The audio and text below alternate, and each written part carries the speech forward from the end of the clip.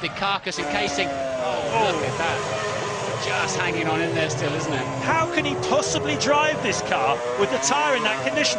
Even if you're on the roads and a policeman saw that, he'd pull you over, and quite rightly too. This is incredible. The man is driving at an average speed of 128 miles an hour around a racetrack with a tyre that has no place on a racetrack. The lead down to 2.7 seconds now, and they're coming up to lap Montoya in the sister car, who's in P8. He is in a point-scoring position now, and now we get a good shot. Look at that, it's just moving around almost on the rim, the tyre there. So that's the big flat spot we saw him put on it when he was trying to lap Jacques Villeneuve, and it's somehow hanging on.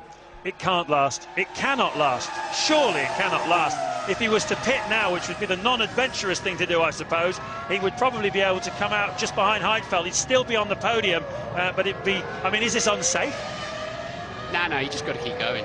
If you hit the wall, you hit the wall. There's no chance to stop now. I'm just trying to look at the sectors, and he lost 4/10 in the first sector. He's a second down again on Alonso. Alonso's taken a second out of his lead, and now look how much closer he is. And Alonso with the full braking ability of that Renault.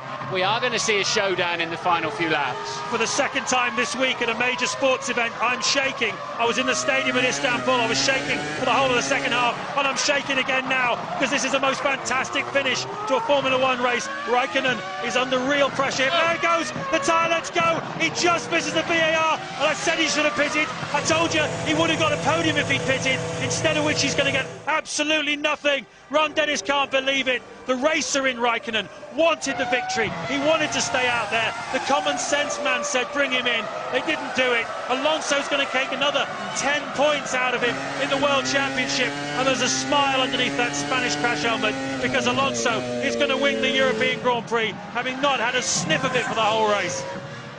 And when it went big, didn't it? Took the suspension with it, but they need to pull these points back on Alonso. They had to take that, the racer's gamble. They had to do it, and that's very reminiscent of when Mika Häkkinen had a failure, similar failure. Just about took Jenson Button out of the race, but missed him. Button moves up to P10, Coulthard up to P4 then, and well, I don't know. Analysis will say yes, you should have changed it. Of course you should have changed it. It would have been 6 points versus no points.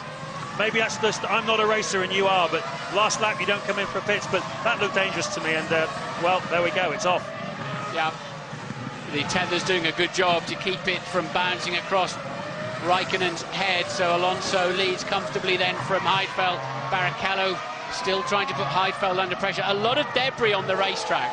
And through to complete a very unlikely victory comes Fernando Alonso. He hunted down Raikkonen. He has his 4th Grand Prix victory of this extraordinary 2005 World Championship.